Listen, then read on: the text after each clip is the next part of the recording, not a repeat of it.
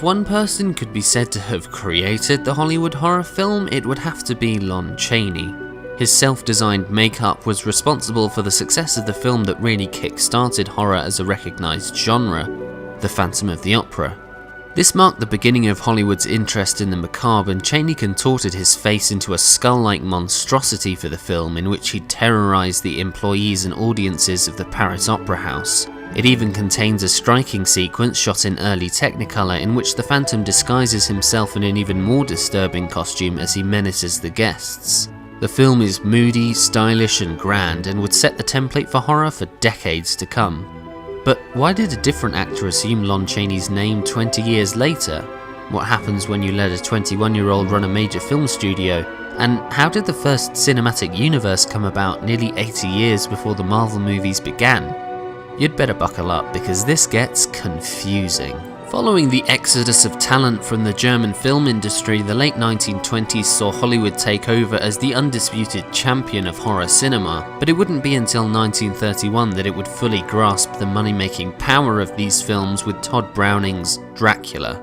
After studio founder Carl Laemmle gave his son Carl Laemmle Jr. the position of president of Universal as a 21st birthday present, seriously, Laemmle Jr. greenlit an adaptation of the wildly popular play based on Bram Stoker's seminal vampire novel, despite his father's misgivings about the project. Browning and Laemmle had hoped to cast Lon Chaney in the film because of his successful collaborations with Browning in their pseudo-horror films of the 20s, but Chaney died of throat cancer, probably from all those cigarettes, and so Universal turned to Conrad Veidt of The Cabinet of Dr. Caligari fame. But then he returned to Germany because he couldn't speak very good English, which turned out to be a problem with the advent of sound films. So who did they find to replace him?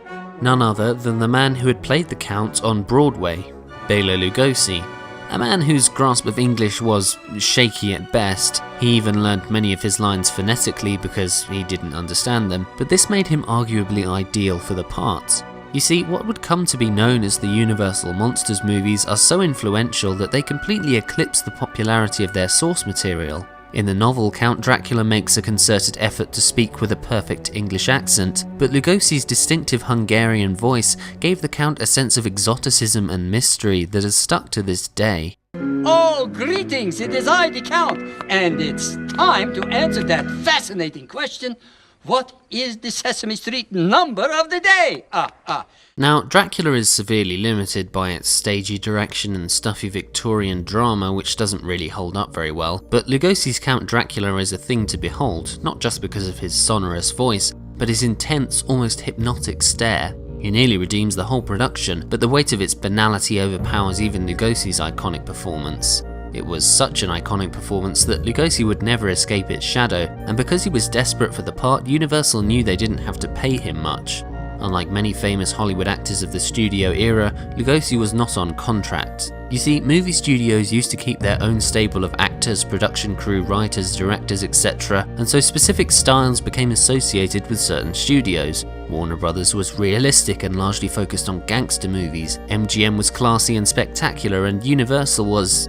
well, it was probably best known for its horror movies. The massive financial success of Dracula led Laemmle Jr. to greenlight another classic Gothic novel for adaptation, this time Mary Shelley's Frankenstein, and they hit it out of the park due to three main factors. The first being English stage director James Whale agreeing to direct the film. This may sound a bit counterintuitive, but stage directors and actors were actually highly sought after in the years immediately following the popularization of sound in movies after the success of The Jazz Singer a few years earlier. Many silent film directors, Todd Browning among them, struggled to adapt to sound, and their films consequently feel awkward and, ironically, rather stagey. But Whale had a keen eye for the Gothic and for the kind of charming melodrama that would come to define much of Universal's best output in the following decades. His film would solidify the style and themes of the Universal Monsters films, but it would all be worthless if they hadn't stumbled across another horror star. They found that star in Boris Karloff, who had been quietly playing bit parts in Hollywood films for years, but his big break came at the age of 44 when he found himself in the makeup chair of one Jack Pierce, who designed the makeup for Frankenstein's monster, which is possibly even more iconic than that of Lugosi's Dracula. Pierce would go on to create the makeup for The Mummy and The Wolfman, neither of which quite match up to his stellar work on the Frankenstein movies, but are still some of the best parts of their respective films. There's no real dispute that Frankenstein and perhaps its first two sequels are the best films in the Universal Monsters canon. Unlike Dracula, they feel like a fully realised world, and the stark monochrome photography steals from the best of German expressionist style and Mary Shelley's classic Gothic novel to create something entirely unique.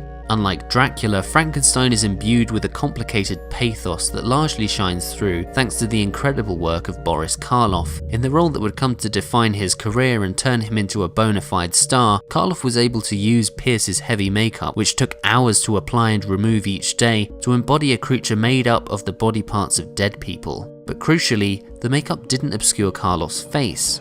Even without speech, which would come later in the film sequel Bride of Frankenstein, Karloff's monster is able to convey the confusion, fear, and eventually anger of a creature who didn't ask to be created and is now understandably overwhelmed by the way the world treats him simply for being outwardly monstrous. In many ways, the monster is the opposite of Count Dracula. Rather than having the appearance of aristocratic grace but really being an evil, murdering beast, the monster is a stitched together mess of disproportionate size and jumbled cadavers, but he is gentle and kind, filled with childlike wonder. He is an innocent victim, confused by the horror that surrounds him when people attack him with flaming torches. In perhaps the most tragic scene of the film, and certainly its most controversial, the monster comes across a young girl. She's the first person who treats him with kindness rather than terror, and she shows him how flowers float on a lake. He excitedly joins in, filled with joy at watching them float.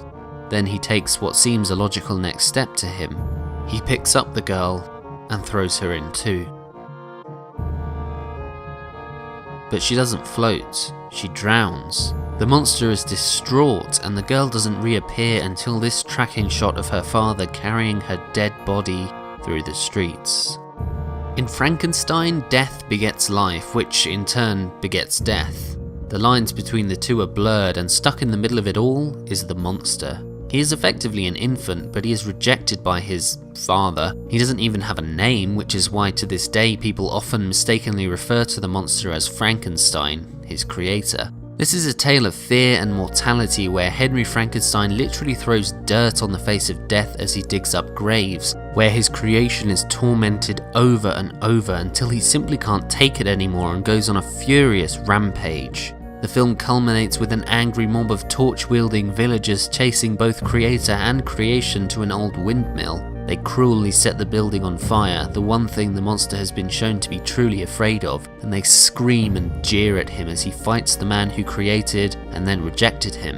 The monster clearly has a lot of confused and tumultuous feelings about this egomaniacal scientist who imbued him with life and then left him to fend for himself, and Karloff's performance, solely made up of bestial grunts and tentative clumsy movements, culminates here. He throws his creator from the top of the windmill, which then crumbles into a pile of flaming rubble. But this is Frankenstein, which is explicitly about defying death, so the monster returns in Bride of Frankenstein, which is arguably even better than its predecessor. The monster is badly burned, but proves remarkably resilient, and the story continues on. And on. And on. While some of Universal's sequels were undoubtedly brilliant, Dracula was followed up with Dracula's Daughter, which, while lacking the full package excellence of the initial Frankenstein trilogy, was still pretty interesting and carried the narrative forward in new directions. There are already glimpses of Universal's downfall showing through. While Dracula's Daughter, Bride of Frankenstein, and even Son of Frankenstein are all pretty good, they were beginning to show signs of the diminishing returns that result from the monsters having to be continually resurrected in various forms. During the early 1930s, Universal capitalized on the success of the Dracula and Frankenstein series, creating The Mummy, starring Karloff in another classic Jack Pierce get-up, which is sadly only used for about 10 minutes of the film's otherwise mind-numbingly dull runtime. They also adapted H.G. Wells's The Invisible Man, utilizing some great special effects using black velvet and a painstaking matting process to depict the titular Invisible Man. It's an entertaining, murdery romp, although less explicitly horrific than their best films, but the cracks in the facade widened over the following years as the films became increasingly contrived. The Mummy was followed by The Mummy's Hand, The Mummy's Tomb, The Mummy's Ghost, and The Mummy's Curse, and The Invisible Man had The Invisible Man Returns, The Invisible Woman, Invisible Invisible Agent and The Invisible Man's Revenge. Universal was clearly becoming desperate to replicate the success of their earlier hits and even created their own monster in the form of the Wolfman, played by Creighton Chaney, son of the now legendary Lon Chaney. In order to maximize box office potential, Universal forced him to be billed as Lon Chaney Jr., I guess to trick people into thinking that his dead father had something to do with the production. Unfortunately, unlike his father, Lon Chaney Jr. was not really cut out for horror, with none of the exotic otherworldliness of Bela Lugosi, nor the acting chops of Boris Karloff. Chaney Jr. somewhat resembles a sad bulldog and has about as much charisma as one too.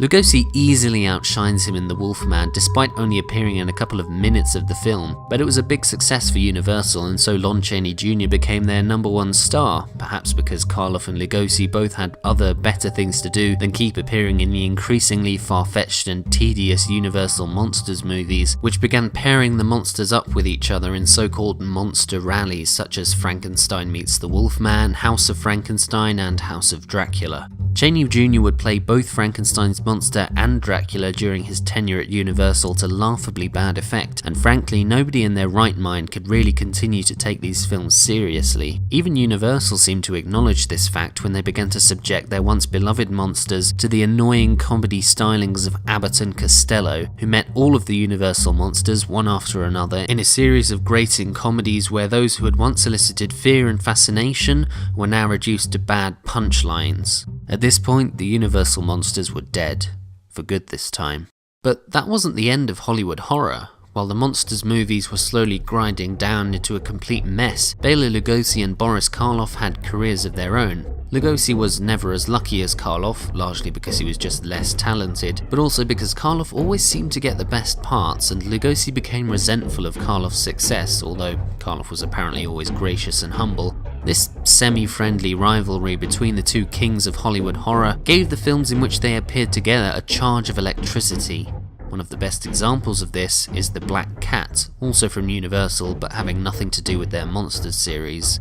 In this film, Lugosi plays Vitus Verdegast, a war veteran, one of few who survived an awful prisoner of war camp he ended up in thanks to the betrayal of his old friend and commanding officer Hjalmar Polzig, played by Boris Karloff. Apparently, Polzig had betrayed his men to the Russian army and used the absence of Vitus to steal his wife. Vitus returns to the site where his comrades were betrayed, upon which Polzig has built his modern manor house.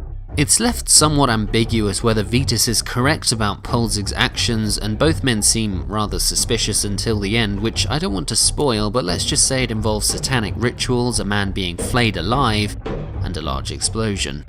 The tension between Vitus and Polzig is palpable, and both actors are fantastic throughout, although I personally find that Karloff steals every scene in which he appears with his silky-voiced, faintly sinister yet somehow strangely charming demeanour. You hear that, Vitus? The phone is dead. Even the phone is dead. But my favourite team-up of Lugosi and Karloff wasn't from Universal at all, but from the RKO horror unit led up by a man named Val Lewton.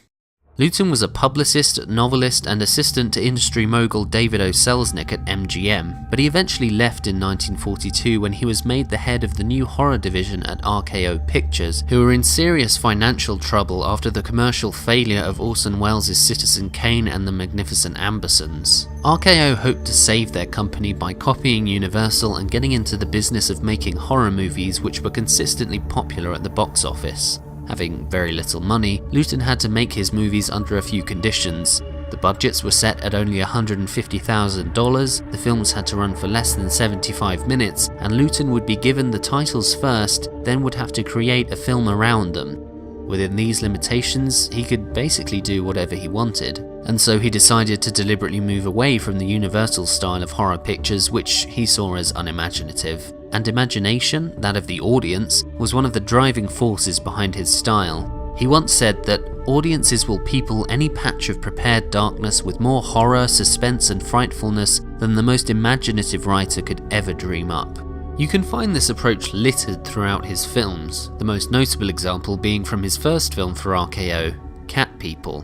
The film itself has an interesting premise. A couple fall in love, but the woman believes that if they ever kiss, let alone have sex, she will turn into a cat monster and tear her husband to pieces. Unfortunately, the film doesn't actually do much with the psychology of the characters or use the metaphor for sexual repression of people, particularly women, in the 40s very effectively. What it does do, though, is suspense. This is something that was severely lacking in horror films until this point, and I'd argue that it's one of the most important factors in good horror cinema, and here we see the first notable example of sustained tension and the jump scare.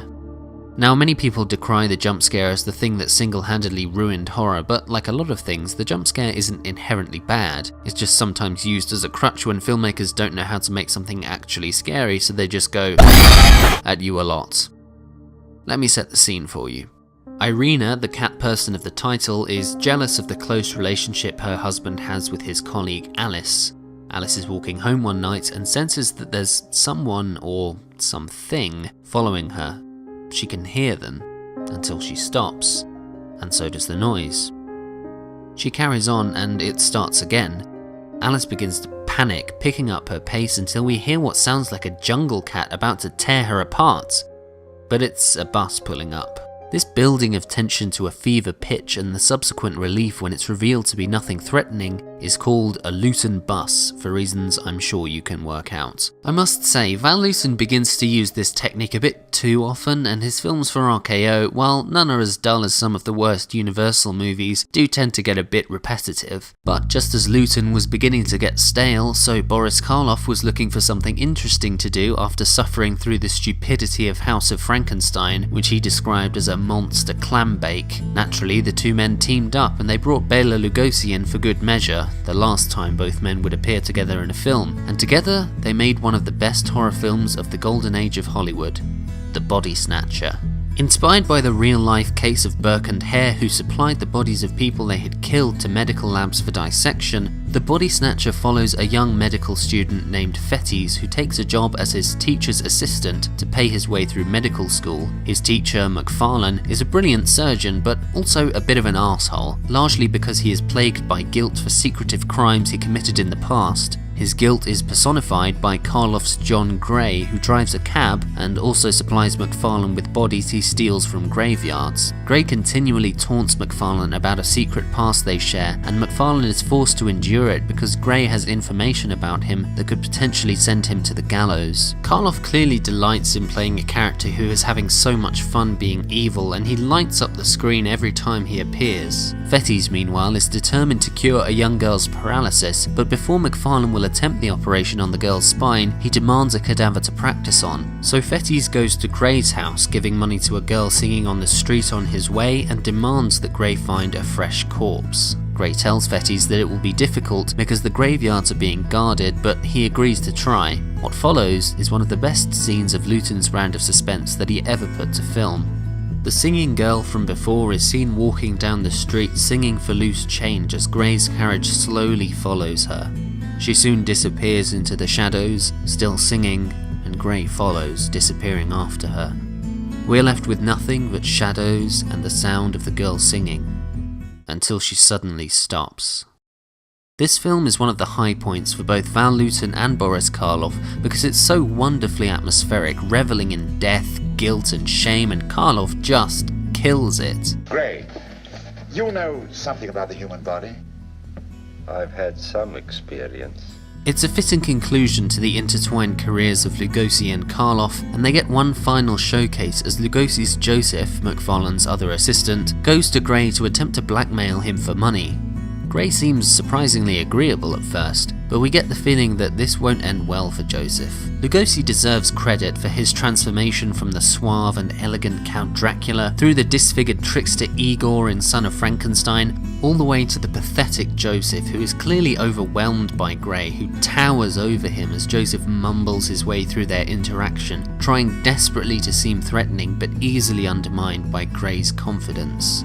Joseph doesn't make it out of Gray's house alive, and Gray's reign of terror continues even after Gray himself is killed. In the end, McFarlane dies, crashing his carriage over a cliff after he loses his mind, thinking that Gray is still alive and is in the back taunting him. This is a wonderfully macabre film, and it's definitely worth tracking down. But all good things come to an end, and Val Lewton died in 1951. Bela Lugosi continued to work in low-budget horror films, never escaping the shadow of his portrayal of Count Dracula. He died a few years after Lewton, penniless, and was buried in his Dracula cape. Karloff fared better and continued to be successful not only in horror but also in radio and other non-horror films such as How the Grinch Stole Christmas. But as one movement dies, so another begins, and the aftermath of the Second World War, particularly the dropping of the atomic bomb, would change the face of horror again. People were no longer scared of old Gothic castles or Victorian body snatchers. The world was facing potential nuclear annihilation, and the very real horrors of World War II demanded a new kind of monster. One that came not from Transylvania, but from science, and even from outer space.